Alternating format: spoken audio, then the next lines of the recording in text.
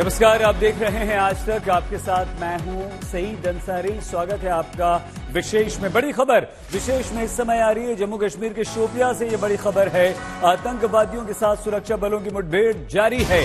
ऐसा बताया जा रहा है कि 2 आतंकवादी छिपे हुए हैं। लगातार दोनों तरफ से गोलियां चल रही हैं। यह एनकाउंटर शोपियां के चादुरा गांव में चल रहा है। सुरक्षा बलों ने इस पूरे इलाके को घेर लिया है और अभी भी यह एनकाउंटर चल रहा है। एक के हाथ में बंदूक और दूसरे के हाथ में कुल्हाड़ी है।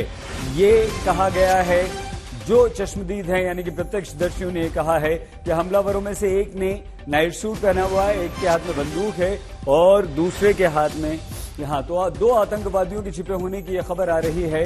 और इस पूरे इलाके को आतंकवादियों के कारण सुरक्षा बलों ने घेर लिया है। दोनों तरफ से गोलियां चल रही हैं और जम्मू कश्मीर के शोपियां में ये एनकाउंटर है। 2 आतंकवादियों के छिपे होने की खबर थी, तो उसके बाद सर्च ऑपरेशन चलाया गया। इन आतंकवादियों को ट्रेस किया गया और चादुरा गांव में सुरक्षा बलों को ये मिली।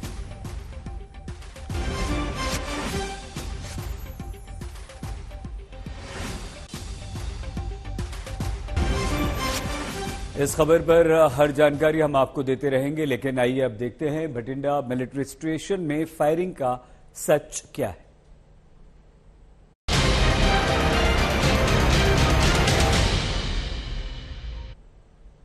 पंजाब के भटिंडा में मिलिट्री स्टेशन पर सुबह सुबह हुई फायरिंग से हड़कंप मच गया। जब तक कोई कुछ समझता, कुछ ही सेकंड के अंदर सेना के 4 जवानों की मौत हो चुकी थी।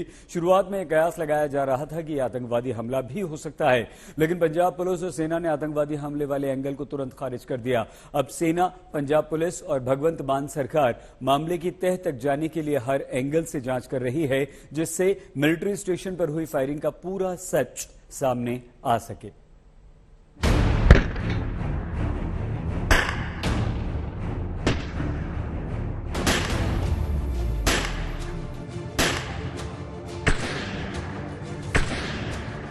ये वही मिलिट्री स्टेशन है जहां आज 4:35 पर गोलीबारी हुई और इस घटना में 4 मिलिट्री के जवानों की मौत हो चुकी है।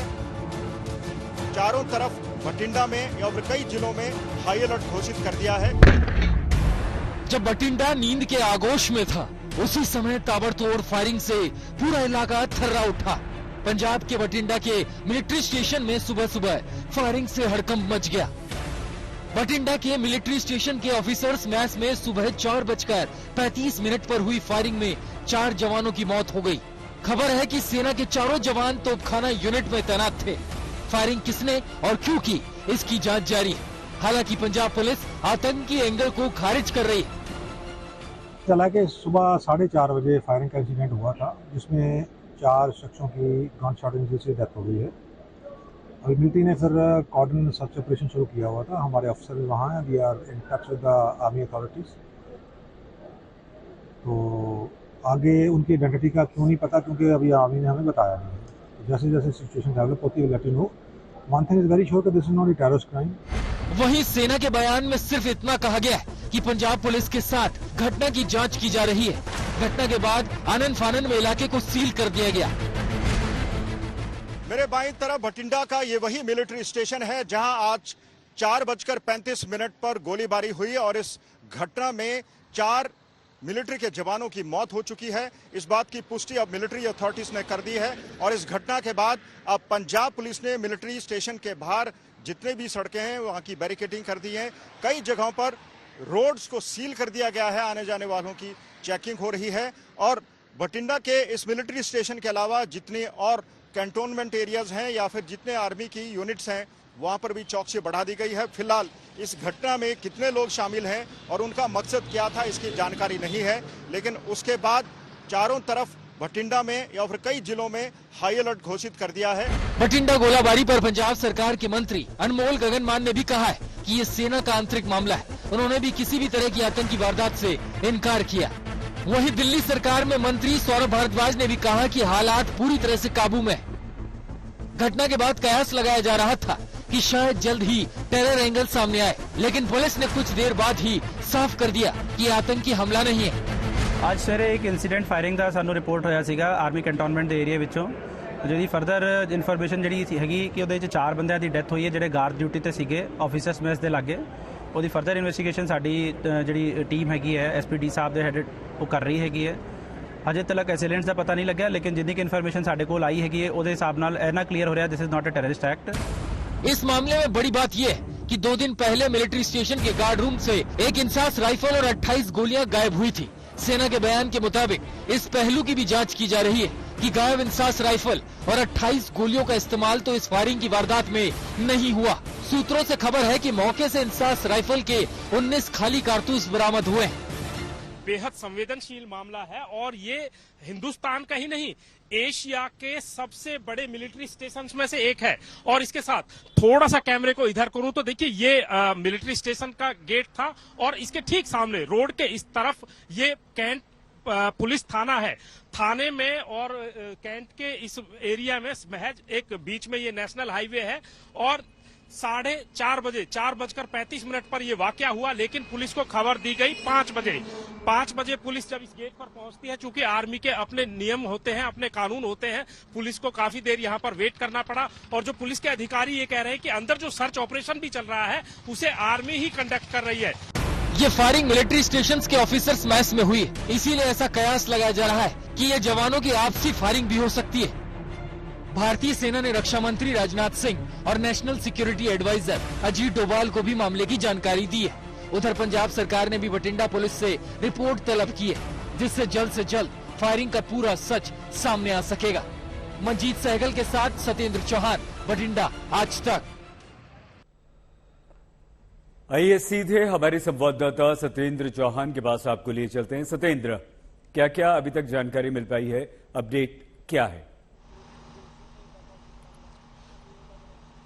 देखिए सईद, अभी तक जो जानकारी मिलकर सामने आई है उसके मुताबिक ये आतंकी हमला नहीं है और जो अंदर फायरिंग हुई है और 2 अज्ञात लोगों के साथ यहां पर एफआईआर दर्ज की गई है। और जो पुलिस के सूत्र हैं वो ये कह रहे हैं कि जो हमलावर थे वो अंदर के ही है और इंसास राइफल से ही ये फायरिंग की गई है। और कल शाम को ही इंसास राइफल की एफआईआर इसी थाने में लिखाई गई थी। जिस जगह पर मैं खड़ा हूं ये दरअसल पुलिस थाने का बैरिकेडिंग है और जिस जगह पर ये वारदात हुई है, थोड़ा सा ये तस्वीरें आप देख सकते हैं, महज कुछ कदम का ये फासला है। और सुबह 4:35 पर जैसा लगातार हम बता रहे हैं ये वाकया हुआ था, 4 सैनिकों की जान गई है। पुलिस ने अभी तक एफआईआर दर्ज की है। ये कौन लोग हैं वो अभी भी जांच का विषय है। अंदर ऑपरेशन, सर्च ऑपरेशन चल रहा है, जो है जांच चल रही है। पंजाब पुलिस के साथ साथ मिलिट्री पुलिस भी इस पूरे मामले में लगी हुई है, लेकिन अभी तक ये साफ नहीं हो पाया है कि ये हमलावर थे कौन और फिलहाल कहां है। जी, बहुत धन्यवाद आपका, और जानकारी के लिए आपके पास जरूर आएंगे। तो बठिंडा मिलिट्री स्टेशन में फायरिंग पर कई तरह के प्रश्न उठ रहे हैं। क्या जवानों में आपसी विवाद बढ़ने पर फायरिंग की नौबत आई? क्या 2 दिन पहले गार्ड रूम से गायब हुए इंसास राइफल और 28 कारतूस से ही फायरिंग की गई? मौके से 19 खाली कारतूस मिले हैं, तो अगर इन्हीं कारतूसों का इस्तेमाल हुआ तो बाकी 9 कारतूस किसके पास हैं? और उससे भी बड़ा प्रश्न ये, जो भी हमलावर हैं उनका उद्देश्य क्या था?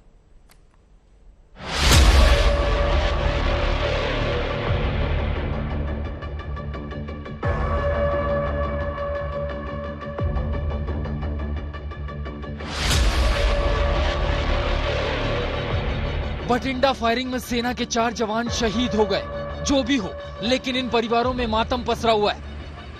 लेकिन मिलिट्री स्टेशन में हुई गोलीबारी किसी के गले नहीं उतर रही। पूरे मामले में कुछ सवाल ऐसे हैं जिनका जवाब मिलना जरूरी है। जैसे, जब आतंकी हमला नहीं तो क्या जवानों में आपस में किसी विवाद में फायरिंग हुई? अगर जवानों में फायरिंग तक की नौबत आ गई तो क्या विवाद लंबे समय से चल रहा था? क्या 2 दिन पहले गार्ड रूम से गायब हुई इंसास राइफल से ही फायरिंग हुई?